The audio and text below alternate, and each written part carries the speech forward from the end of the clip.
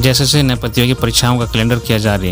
JSSC ने वर्ष 2024 के लिए परीक्षा का कैलेंडर जारी कर दिया है। अभ्यर्थी आधिकारिक वेबसाइट jssc.nic.in पर जाकर डाउनलोड कर सकते हैं। इस बार अगस्त माह में 2 भर्ती परीक्षाओं के परिणाम घोषित किए जाएंगे। जारी नोटिफिकेशन के मुताबिक अगस्त माह के दूसरे सप्ताह में झारखंड नगर पालिका सेवा संयुक्त प्रतियोगिता परीक्षा 2023 और झारखंड औद्योगिक प्रशिक्षण सेवा के विभिन्न व्यवसायों में प्रशिक्षण पदाधिकारी प्रतियोगिता परीक्षा 2023 के नतीजों का ऐलान किया जाएगा। वहीं सितंबर के पहले सप्ताह में झारखंड विद्यालय प्रशिक्षित सहायक आचार्य संयुक्त प्रतियोगिता परीक्षा 2023 निर्धारित है। ध्यान रहे, यहाँ परीक्षा व रिजल्ट की तारीख संभावित आयोग की ओर से इसमें कभी भी बदलाव किया जा सकता है। जेपीएससी और जेएसएससी परीक्षाओं में पिछड़ों को उम्र सीमा में 5 वर्ष छूट की अनुशंसा। झारखंड में जेपीएससी, जेएसएससी और अन्य राज्य स्तरीय प्रतियोगी परीक्षाओं में ओबीसी उम्मीदवारों को उम्र सीमा में 5 वर्ष छूट देने की तैयारी की जा रही है। राज्य पिछड़ा वर्ग आयोग ने मुख्यमंत्री चंपई सोरेन से जेपीएससी और जेएसएससी की ओर से आयोजित की जाने वाली परीक्षाओं में अत्यंत पिछड़ा वर्ग और पिछड़ा वर्ग के अभ्यर्थियों को अधिकतम उम्र सीमा में छूट 2 वर्ष से बढ़ाकर 5 वर्ष करने की अनुशंसा की है। आयोग ने इसके लिए नियमावली में आवश्यक संशोधन करने की अनुशंसा भेजी है। आयोग के अध्यक्ष योगेंद्र प्रसाद ने मुख्यमंत्री को दिए एक पत्र में कहा है कि जेपीएससी और जेएसएससी की परीक्षाओं में अत्यंत पिछड़ा और पिछड़ा वर्ग के अभ्यर्थियों को उम्र सीमा में अधिकतम 2 साल की छूट है, जबकि यूपी, छत्तीसगढ़, मध्य प्रदेश, राजस्थान में 5 वर्ष की छूट है। यह भी लिखा है कि पिछड़ा वर्ग आयोग की इसी साल हुई बैठक में उम्र सीमा में 5 वर्ष छूट देने की अनुशंसा आयोग ने 27 फरवरी को कार्मिक प्रशासनिक सुधार और राजभाषा विभाग को भी की थी, लेकिन अभी तक इस पर कोई जवाब नहीं दिया गया है। अब विभिन्न पदों पर नियुक्ति होने वाली है, इसलिए मंगलवार की बैठक में फिर से अनुशंसा भेजने का फैसला लिया गया है। बता दें कि फिलहाल झारखंड में प्रतियोगी परीक्षाओं में ओबीसी उम्मीदवारों को उम्र सीमा में केवल 2 वर्ष की छूट मिलती है। झारखंड सरकार रसोई गैस पर देगी सब्सिडी, 15 लाख तक का मुफ्त इलाज। झारखंड का कोई भी गरीब इलाज से वंचित न रहे, इसके लिए सरकार नई योजना शुरू कर रही है। इस योजना के तहत आयुष्मान कार्ड से वंचित वैसे सभी व्यक्ति जिनका राशन कार्ड होगा, उन्हें 15 लाख रुपए तक की इलाज की सुविधा मिलेगी। मुख्यमंत्री चंपई सोरेन ने मंगलवार को स्वास्थ्य, चिकित्सा, शिक्षा और परिवार कल्याण विभाग की समीक्षा के दौरान इस योजना को शुरू करने के लिए प्रक्रिया जल्द पूरी करने का निर्देश दिया। सीएम चंपई सोरेन ने कहा कि राज्य में स्वास्थ्य उपकेंद्रों को आयुष्मान आरोग्य मंदिर का स्वरूप दिया जा रहा है। अब तक जिन पंचायतों में आयुष्मान आरोग्य मंदिर नहीं खुले हैं, वहाँ इसे जल्द शुरू कराने के लिए कहा गया है।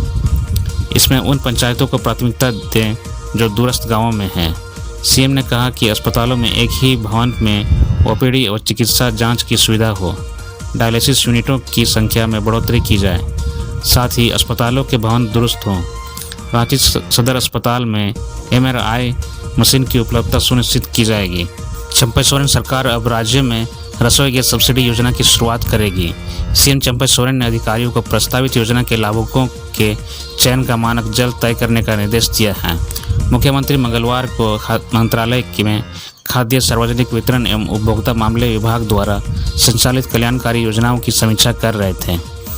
रसोई गैस सब्सिडी योजना को लेकर मुख्यमंत्री ने कहा कि यह अति महत्वपूर्ण योजना है, जिसका मकसद गरीब और वंचित परिवारों को किफ़ायती दर पर गैस सिलेंडर देना है, ताकि वे इसका नियमित इस्तेमाल कर सकें। मुख्यमंत्री ने विभागीय अधिकारियों को राज्य खाद्य सुरक्षा योजना का दायरा बढ़ाने का भी निर्देश दिया है। इसके लिए उन्होंने हर राशन कार्ड जारी करने के निर्धारित लक्ष्य को बढ़ाने की बात कही है। जेट परीक्षा लेने से एनटीए ने किया इनकार। नेशनल टेस्टिंग एजेंसी ने जेपीएससी द्वारा ली जाने वाली झारखंड पात्रता परीक्षा का आयोजन करने से इनकार कर दिया है। एनटीए ने जेपीएससी को इसकी मौखिक जानकारी दे दी है। जेपीएससी ने जुलाई तक जेट के आयोजन की जिम्मेदारी एनटीए को दी थी, लेकिन हाल के दिनों में नीट यूजी और यूजीसी नेट के आयोजन को लेकर हुई किरकिरी के बाद एनटीए ने जेट के आयोजन संबंधी प्रस्ताव को फिलहाल लौटाने का फैसला किया है। एनटीए के इस फैसले से जेपीएससी की मुश्किलें बढ़ गई है। साथ ही राज्य के विश्वविद्यालय में 2404 असिस्टेंट प्रोफेसरों की नियुक्ति प्रक्रिया पर भी ब्रेक लग गया है। बता दें कि राज्य में वर्ष 2006 के बाद दूसरी बार जेट का आयोजन होना है। सीएम चंपई से मिले सेना के commanding in chief. Sikh regiment की तर्ज पर आदिवासी रेजिमेंट बनाने पर हुई चर्चा। सीएम चंपई सोरेन से आज भारतीय सेना के general officer commanding in chief eastern command और लेफ्टिनेंट जनरल रामचंद्र तिवारी ने शिष्टाचार मुलाकात की। इस मौके पर सीएम ने Jat regiment, Bihar regiment, Punjab regiment, Sikh regiment और मद्रास रेजिमेंट की तर्ज पर आदिवासी रेजिमेंट बनाने की सलाह दी। उन्होंने कहा कि आदिवासी रेजिमेंट के गठन से देश भर के आदिवासियों को सेना में अलग पहचान भी मिलेगी। मौके पर लेफ्टिनेंट जनरल रामचंद्र तिवारी ने झारखंड में भी पर्यावरण संरक्षण के दृष्टिकोण से इकोलॉजिकल टेरिटोरियल आर्मी के गठन का प्रस्ताव रखा। इस पर सीएम ने कहा कि इस मामले में सेना द्वारा प्रस्ताव मिलने पर सरकार पूरा सहयोग करेगी। सेना के इकोलॉजिकल टेरिटोरियल आर्मी में भूतपूर्व सैनिक होते हैं जो पर्यावरण के लिए काज करते हैं। झारखंड में इकोलॉजिकल टेरिटोरियल आर्मी के गठन से पर्यावरण संरक्षण की मुहिम में सेना भी बड़े स्तर पर अपना योगदान कर सकेगी। खासकर इस राज्य के भौगोलिक परिवेश को देखते हुए जंगलों और खनन क्षेत्र में वृक्षारोपण और अन्य माध्यमों से पर्यावरण संरक्षण को बढ़ावा मिलेगा। सीएम ने कहा कि भारतीय सेना में झारखंड के आदिवासी युवा अपनी सेवा देते आ रहे हैं। फौज बहाली में यहाँ के आदिवासियों को और ज़्यादा से ज़्यादा अवसर प्राप्त हो, इसमें सेना आदिवासियों को आगे लाने की दिशा में पहल करें। लेफ्टिनेंट जनरल रामचंद्र तिवारी ने सीएम को भरोसा दिलाया कि इस दिशा में भी सेना स्थानीय जीओसी के माध्यम से आदिवासियों को सेना बहाली के योग्य तैयार करने के लिए प्रशिक्षण समेत अन्य सभी सहयोग किया जाएगा।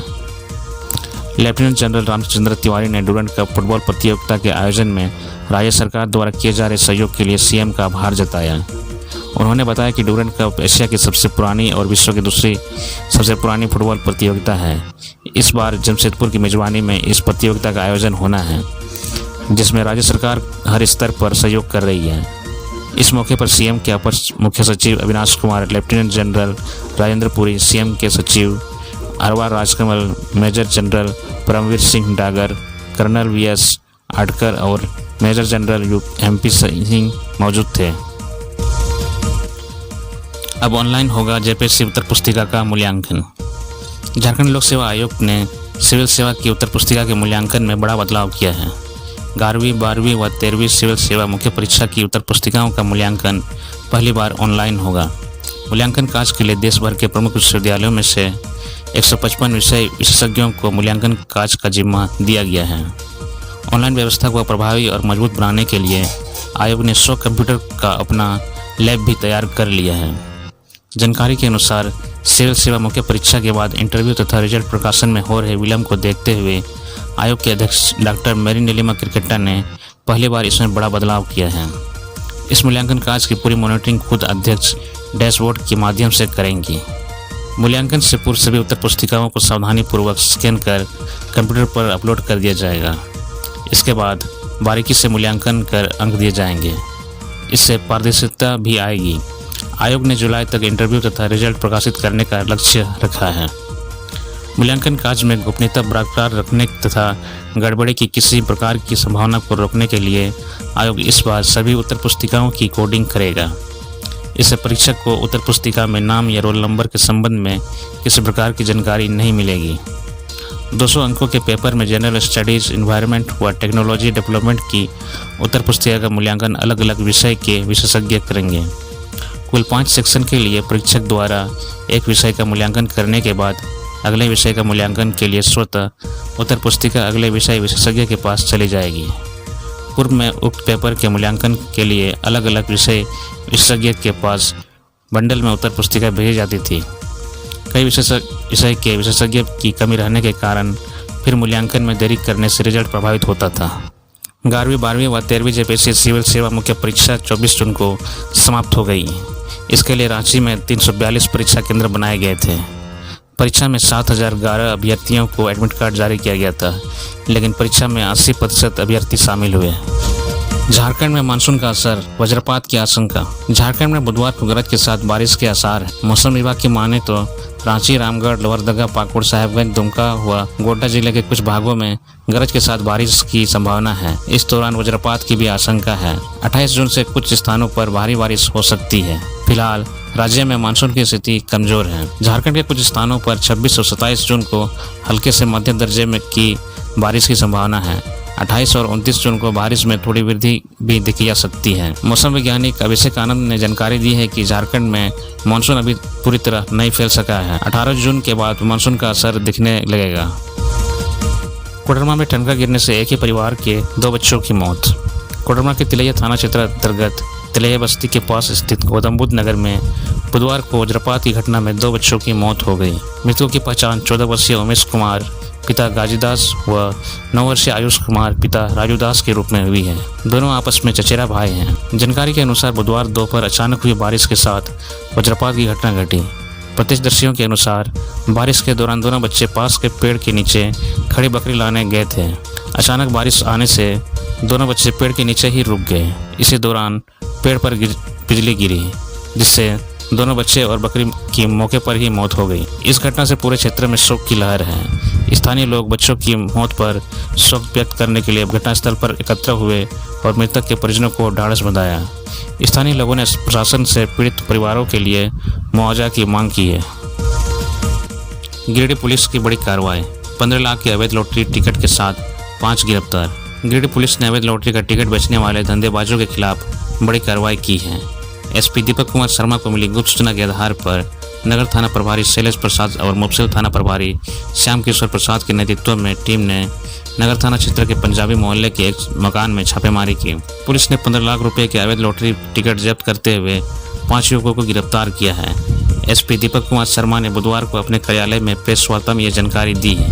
गिरिडीह पुलिस ने जिन युवकों को गिरफ्तार किया है उनमें अनिल कुमार, अभिषेक कुमार दास, आदित्य दास, तीनों नगर थाना क्षेत्र के पंजाबी मोहल्ला निवासी, मुफस्सिल थाना क्षेत्र के झरियागादी का मोहम्मद इम्तियाज अंसारी और पंचम्बा थाना क्षेत्र के डांडियाडीह का तालिब खान शामिल हैं। एसपी ने बताया कि उन्हें लगातार गुप्त सूचना मिल रही थी कि शहरी क्षेत्र में कुछ लोगों द्वारा अवैध रूप से लॉटरी का टिकट बेचा जा रहा है। इसी सूचना के बाद नगर थाना और मुफस्सिल थाना प्रभारी की छापेमारी का निर्देश दिया गया। दोनों थाना प्रभारियों के नेतृत्व में टीम ने छापेमारी कर करीब 15 लाख रुपए का लॉटरी टिकट, मोबाइल समेत अन्य दस्तावेज बरामद। बहुत जल्द इस धंधे से जुड़े अन्य लोगों को भी गिरफ्तार कर जेल भेजा जाएगा। सरायकेला में जंगली हाथियों का उत्पात, बिजली के पोल को गिराया। सरायकेला खारसा जिले के चांडिल अनुमंडल अंतर्गत टुकड़ू व नीमडी प्रखंड में इन दिनों जंगली हाथियों ने उत्पात मचा रखा है। शाम होते ही 10 से 12 हाथियों का झुंड विभिन्न गाँवों में घुस जाते हैं और लोगों की जान माल को भारी नुकसान पहुँचाते हैं। कुछ ऐसे ही घटना मंगलवार को देर रात को देखने को मिली, जहां कुकड़ू प्रखंड के कुमारी गांव में घुसकर जंगली हाथियों ने झुंड ने दावा बोल दिया। सबसे पहले एक हाथी ने गांव स्थित एक बिजली के पोल को धक्का देकर गिरा दिया। पोल गिरने की वजह से 6 घरों में शॉर्ट सर्किट के कारण आग लग गई। इसके अलावा 2 कच्चे मकानों को भी ध्वस्त कर दिया। घटना के वक्त उन घरों में रहने वाले लोग हाथियों के डर से गाँव के ही स्कूल में सोए हुए थे। उन्हें पहले से ही आशंका थी कि हाथी गांव में कभी हमला कर सकते हैं। ग्रामीणों ने इस संबंध में बताया कि शॉर्ट सर्किट होने की वजह से उन घरों में आग लगी। पुआल का घर होने की वजह से आग ने घर को बहुत जल्दी चपेट में ले लिया, जिससे मकान पूरी तरह राख जलकर राख हो गया। हाथियों के हमले से जिन लोगों के जान माल को नुकसान पहुंचा है उनमें जितेंद्र नाथ महतो, प्रेमचंद महतो, विनोद महतो, सुनील महतो, धर्मू महतो, वीरेंद्र महतो शामिल हैं। हाथियों के तोड़फोड़ और आगजनी की घटना से होने वाले नुकसान को लेकर ईचागढ़ विधायक सविता महतो ने वन विभाग के अधिकारियों को नुकसान आकलन व मुआवजा प्रक्रिया प्रारंभ करने का निर्देश दिया है। विधायक सविता महतो ने बताया कि कुकड़ू प्रखंड के बीडीओ और सीओ को भी ग्रामीणों को सरकारी प्रावधान के तहत तत्काल मुआवजा भुगतान करने के लिए निर्देशित किया गया है।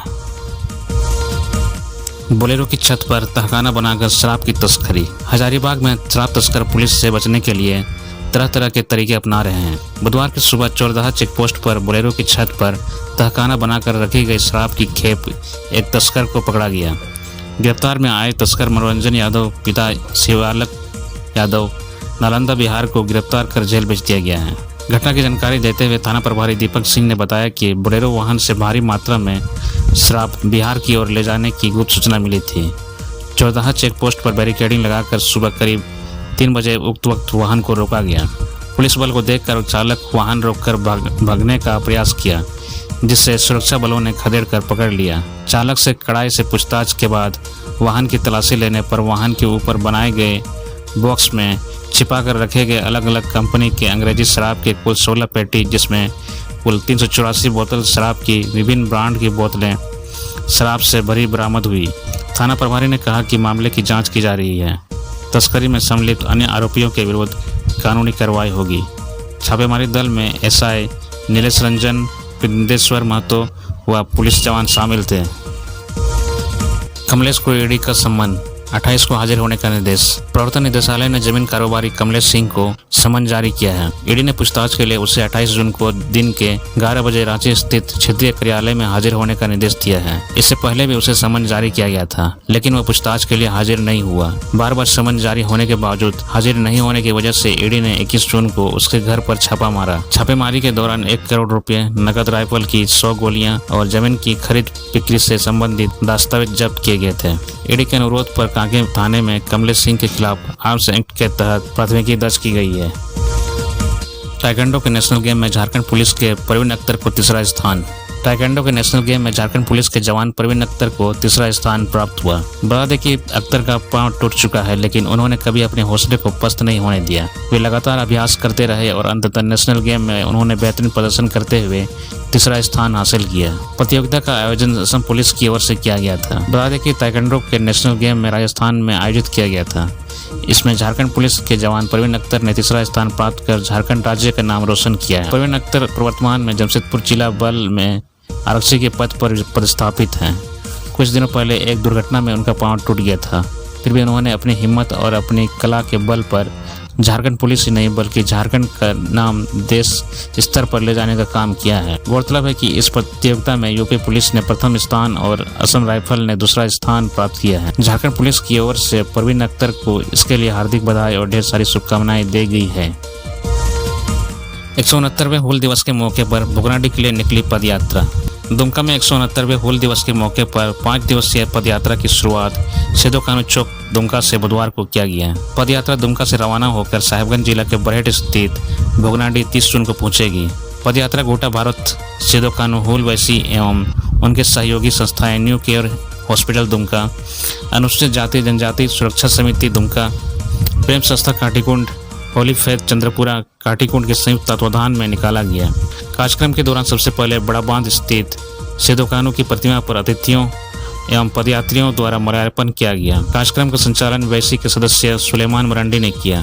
कार्यक्रम के दौरान लिटिल एंजल्स स्कूल श्री आमड़ा एवं होली फेथ स्कूल कोरैया के बच्चों ने सांस्कृतिक कार्यक्रम से सभी पदयात्रियों का उत्साह बढ़ाया, जिसके बाद लगभग 200 पदयात्रियों को विशिष्ट अतिथियों द्वारा हरी झंडी दिखाकर सिधो कानू के जन्म स्थल भोगनाडीह के लिए रवाना किया गया।